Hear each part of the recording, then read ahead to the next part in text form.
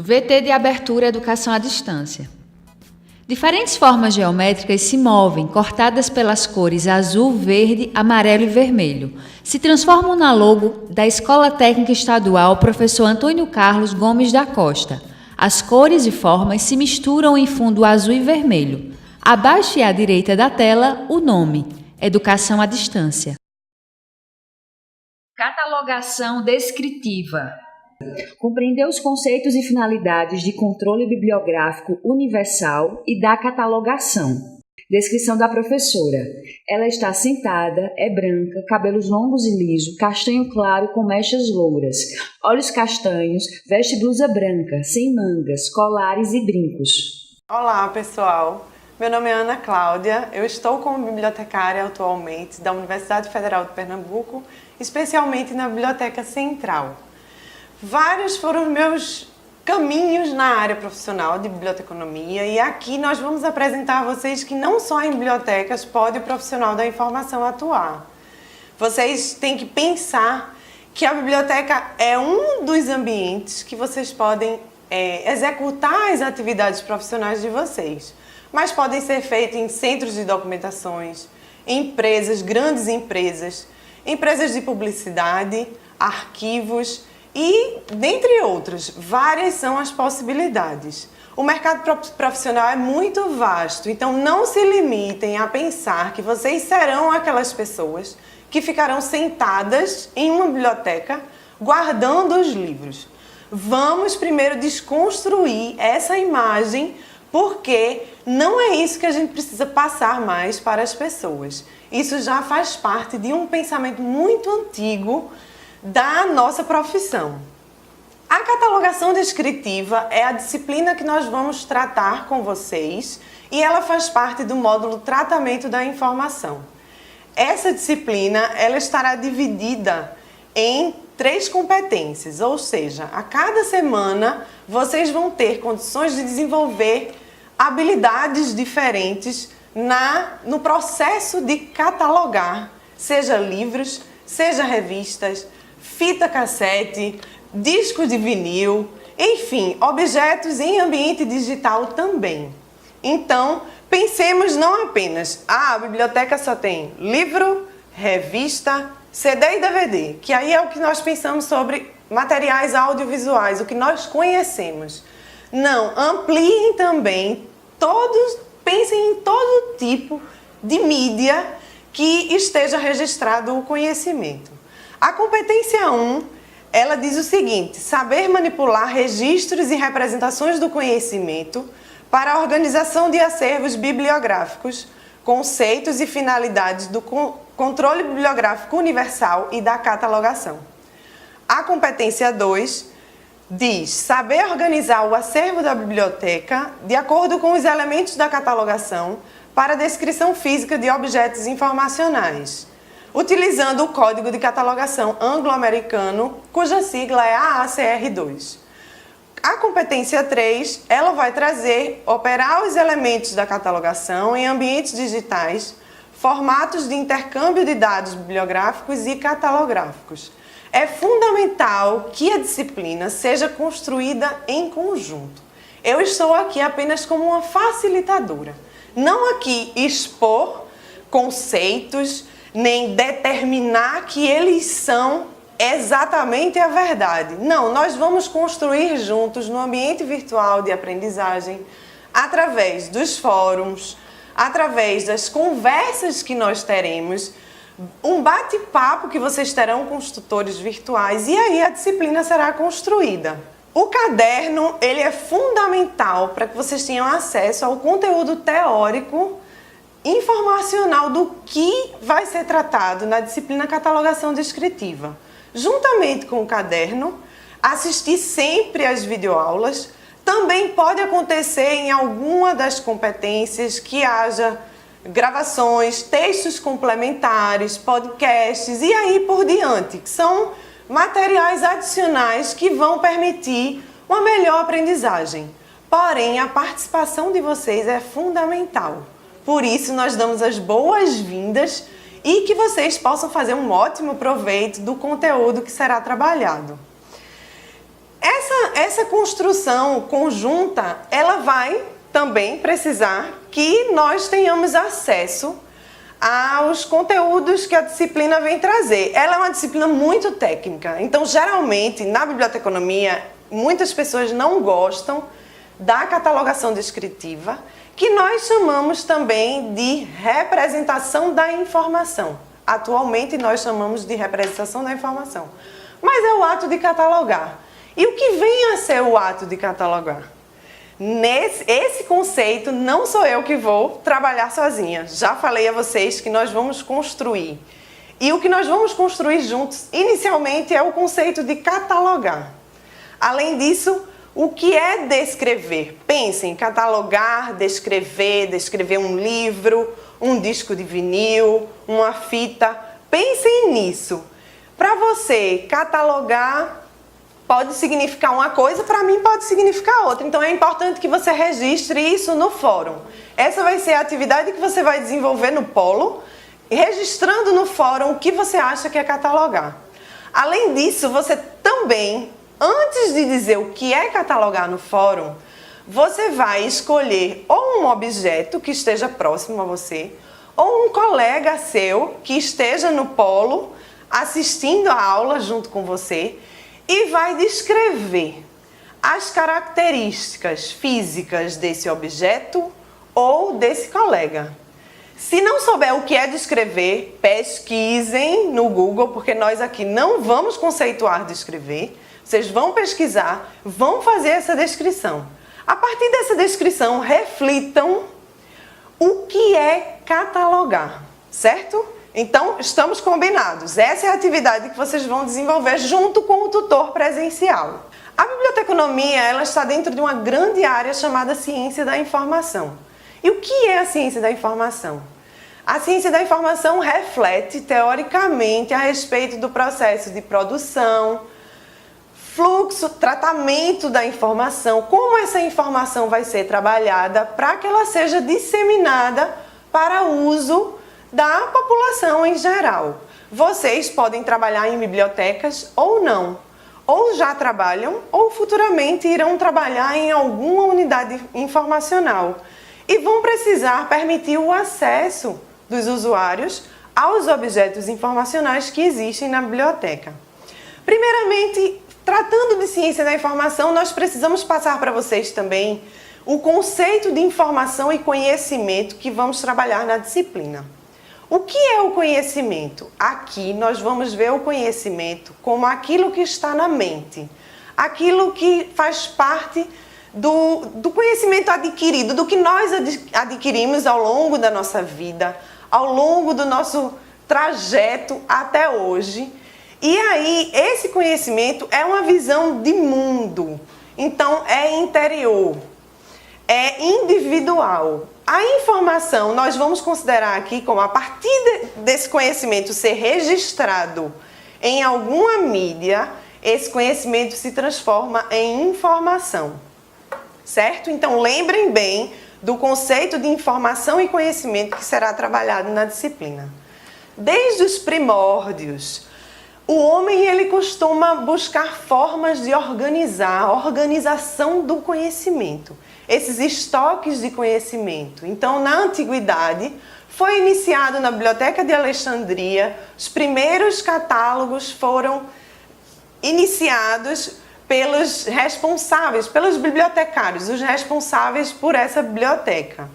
Depois, na Idade Média, os monastérios eram os detentores praticamente desses estoques de conhecimento. Os livros estavam assim a serviço do rei e o instrumento de comunicação livro era utilizado também como poder e como status, tanto na antiguidade como na Idade Média.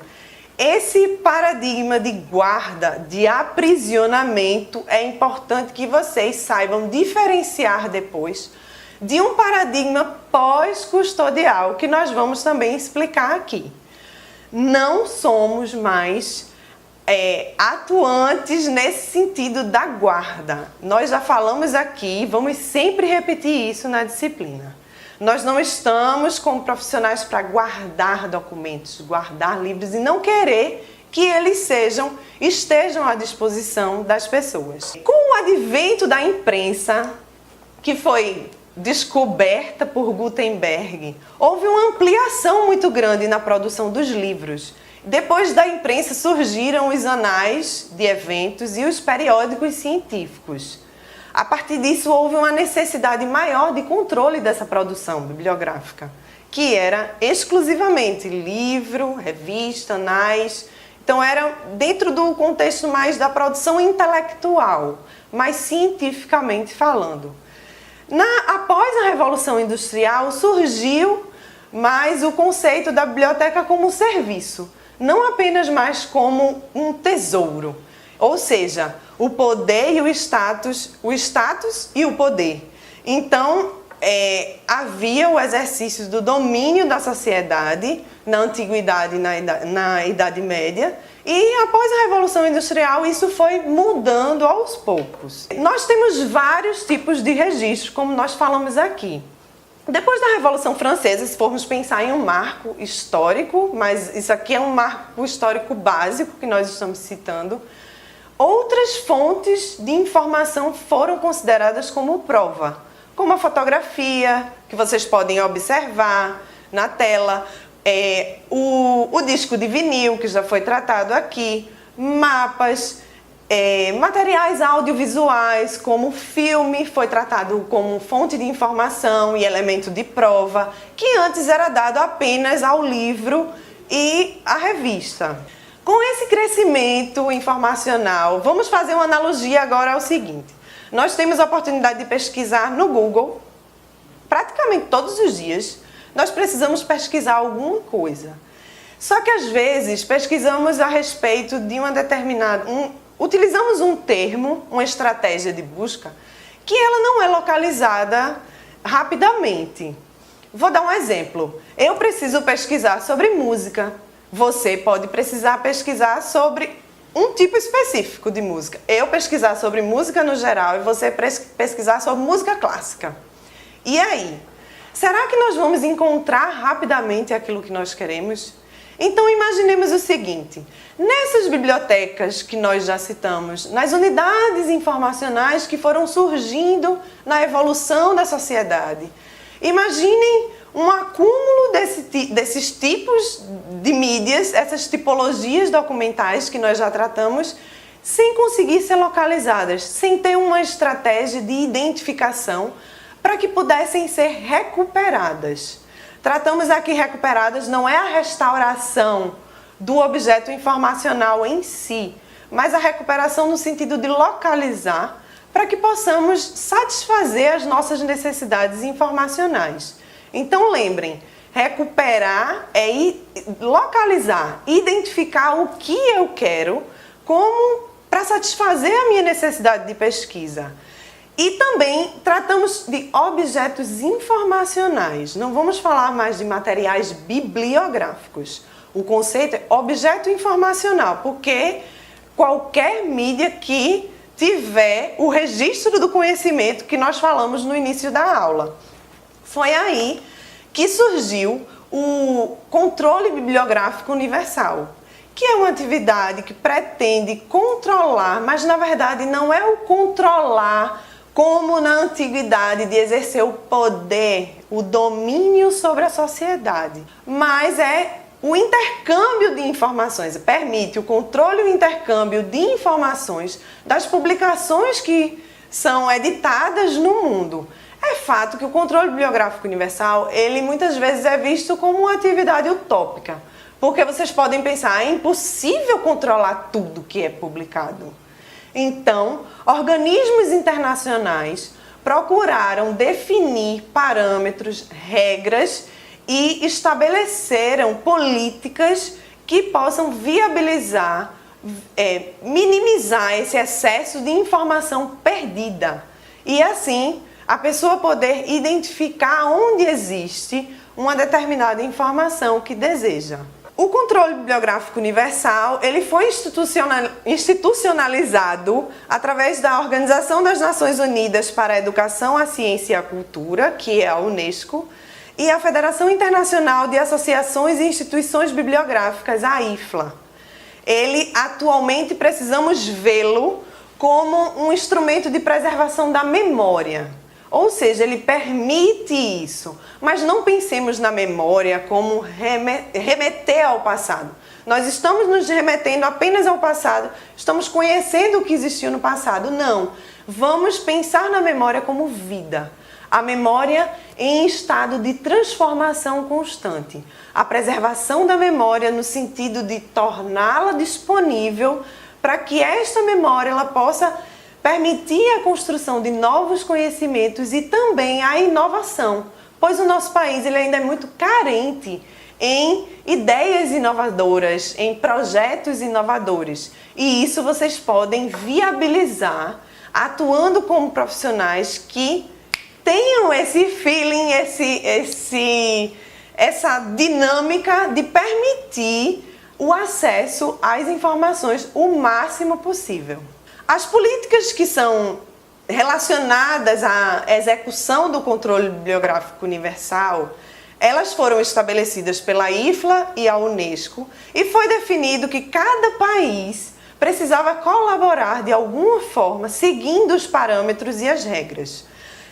Controle Bibliográfico Universal, CBU, Agência Bibliográfica Nacional, Depósito Legal regulamentado por lei, Políticas de CBU, ISBN e ISSN, Catalogação na publicação. O país, nacionalmente, precisava ter uma Agência Bibliográfica Nacional. O que é isso?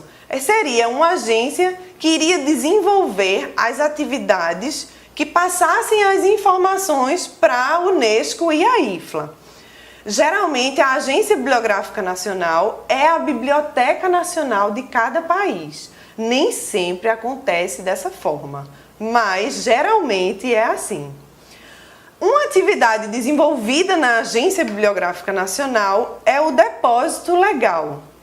O depósito legal ele é regulamentado por lei. As leis 10.994, de 14 de dezembro de 2004, e a lei 12.192, de 14 de janeiro de 2010. O que diz o depósito legal? Que a editora ou o editor pessoa física ou a editora pessoa jurídica precisa doar um exemplar ou mais de um exemplar a um órgão público, que aqui no Brasil seria a Biblioteca Nacional, para que assegure a coleta e a preservação dessa memória coletiva do país, para também permitir a construção da bibliografia nacional. A bibliografia nós precisamos entender que não é específica de uma única unidade organizacional, diferentemente do catálogo. O catálogo, ele descreve as obras existentes em uma única biblioteca. A bibliografia não, ela é referente a tudo que é publicado no país, nacionalmente falando.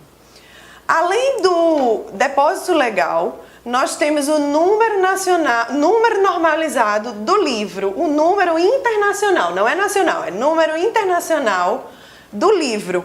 Nós temos um CPF, como pessoa física, nós temos o CPF que ele individualiza o cidadão.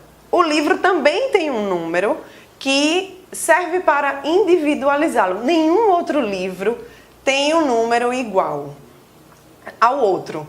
Ou seja, o ISBN, que é o número normalizado internacionalmente para o livro, ele é único para cada obra. Onde fica localizado o ISBN? Como vocês podem perceber, capa de um livro com o número do ISBN em destaque. Ele fica localizado na quarta capa do livro, que é o que nós chamamos, não é a capa da frente, mas o verso, se for assim, se pudermos falar, mas é a quarta capa, como nós chamamos na área, e na ficha catalográfica. Imagem do site da Agência Brasileira do ISBN. O ISBN, ele é dado pela Biblioteca Nacional, a agência do ISBN, e vocês podem ter acesso entrando no site da Biblioteca Nacional, conseguir saber quais são os passos para retirar o ISBN. Um outro número que é muito utilizado e que serve para contribuir para o controle bibliográfico universal, é o Número Normalizado Internacional para Publicações Periódicas. Os livros recebem um número e as revistas e publicações periódicas também têm um número chamado ISSN, que é dado pelo Instituto Brasileiro de Informação em Ciência e Tecnologia no Brasil. Então, os dois órgãos públicos que atuam como Agência Bibliográfica Nacional no Brasil é a Biblioteca Nacional e o IBICT, que é o Instituto Brasileiro de Informação em Ciência e Tecnologia. Com o surgimento dos acervos digitais, os periódicos digitais, os e-books, ou seja, qualquer tipo de documento em ambiente digital, surgiu a necessidade de um código também que individualiza o objeto digital, que é o DOI, referente ao Digital Object Identifier, que vocês podem observar que ele não é exclusivo para um periódico em si, como o ISSN é. Ele também descreve verbetes de enciclopédias online, ele descreve o artigo, ele individualiza o artigo em si, não apenas só o periódico. O periódico é o ISSN que é utilizado. Outra política utilizada é a catalogação na publicação.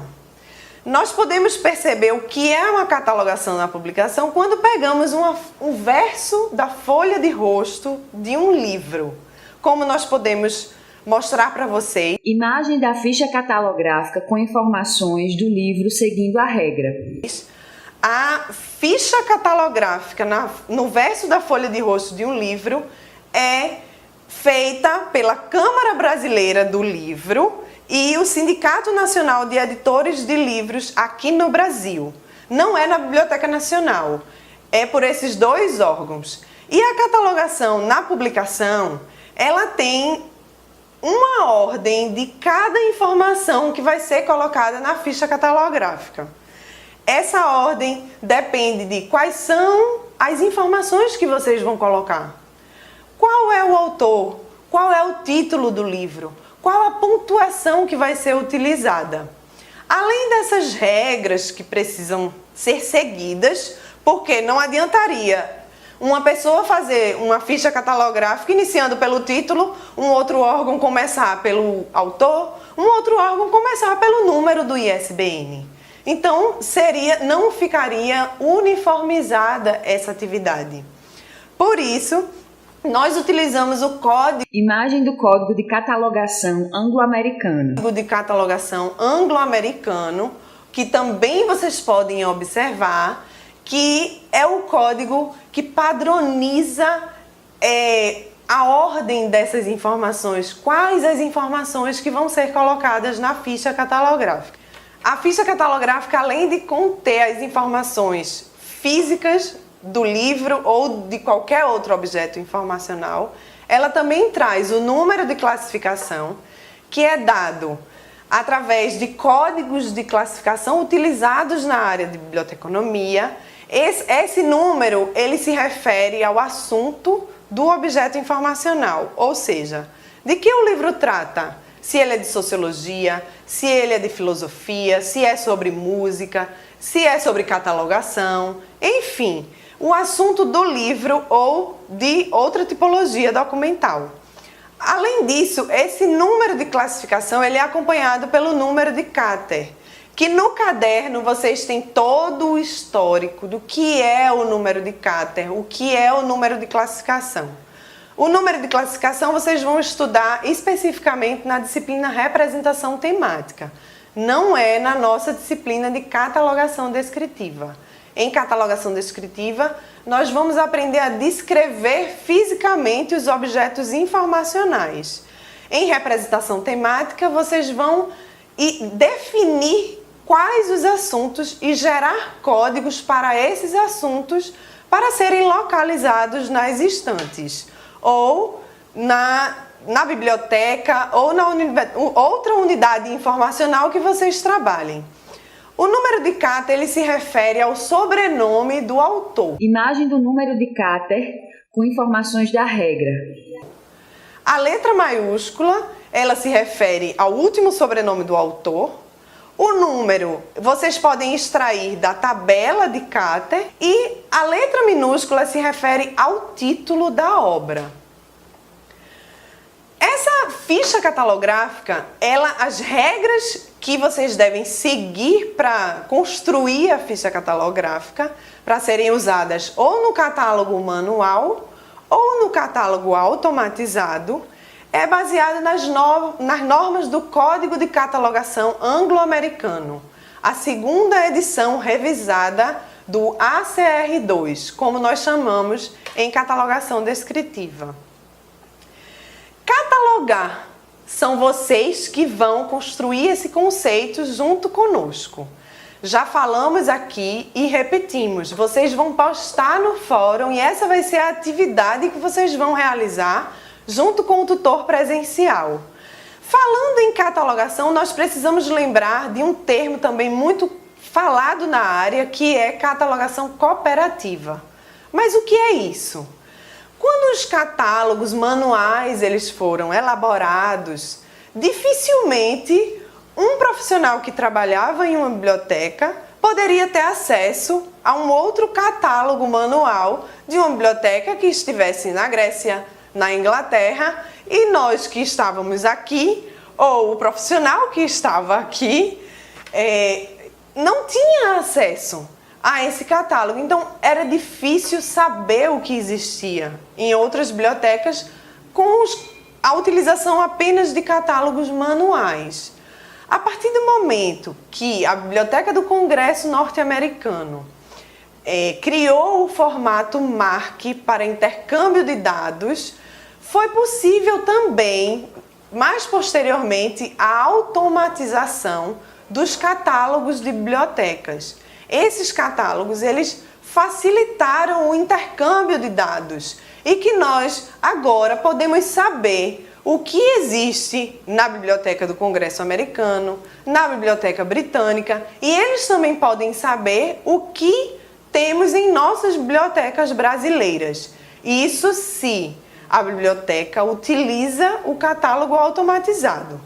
Nós não vamos estudar o catálogo automatizado agora nessa competência, mas na competência 3 iremos tratar um pouco mais sobre eles. Porém, não vamos nos aprofundar, porque esse é um assunto de automação de bibliotecas. Vamos apenas citar alguns catálogos. Um exemplo de catalogação cooperativa que nós podemos utilizar é o seguinte. Na Universidade Federal de Pernambuco, por exemplo, utilizamos o sistema Pergamon para catalogação automatizada de acervos, seja bibliográficos ou outros tipos de documentos. O Pergamon, ele faz parte, o sistema da Universidade Federal de Pernambuco faz parte de uma rede, que é o catálogo da rede Pergamon. Imagem do site do Pergamon. E nós podemos, clicando nessa caixa que tem Z39.50 que vocês podem observar, vocês podem buscar a informação que vocês digitarem na estratégia de busca de vocês, conseguir localizar essa informação não apenas na biblioteca da UFPE, mas também é possível localizar na Biblioteca do Congresso, na Biblioteca de Toronto, no Canadá, dentre outras várias bibliotecas. Esse é um exemplo de catalogação cooperativa, um exemplo prático. Porque a teoria vocês vão sempre buscar no caderno que está no ambiente virtual para vocês.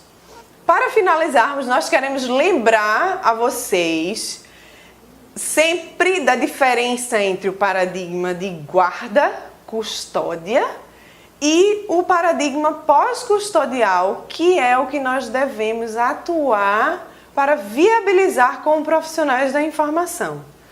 Nós somos elementos fundamentais na disseminação da informação. Então, esqueçam o perfil de pessoas que estão em qualquer unidade informacional guardando livro, revista ou qualquer que seja. Então, contamos com vocês para, além de atuar nesse sentido, buscar novos conhecimentos, além do que nós estamos colocando no ambiente virtual para vocês. E também os convidamos a assistir um vídeo que nós deixaremos no ambiente virtual para que vocês possam entender melhor esse processo de registro do conhecimento ao longo do tempo. Bem, finalizamos por aqui e até a próxima semana. Som direto, Luiz Vitor. Imagens, Juliana Aguiar. Leandro Gomes. Interpretação de Libras, Davidson da Silva. Audiodescrição, Jonara Medeiros Siqueira. Produção de vídeo, Joana Rodrigues. Edição, Guilherme Cabral. Victor Lins. Direção de arte, Isabela Oliveira. Professor autor, Ana Cláudia Araújo. Design educacional, David Souza Nascimento. Renata Marques de Otero. Terezinha Mônica Sinício Beltrão. Coordenação do curso, Hugo Carlos Cavalcante. Coordenação executiva, George Bento Catunda. Coordenação geral, Paulo Fernando de Vasconcelos Dutra. Videoaula produzida em outubro de 2015. Conteúdo produzido para os cursos técnicos da Secretaria Executiva de Educação Integral e Profissional, em convênio com o Ministério da Educação, Rede ETEC Brasil.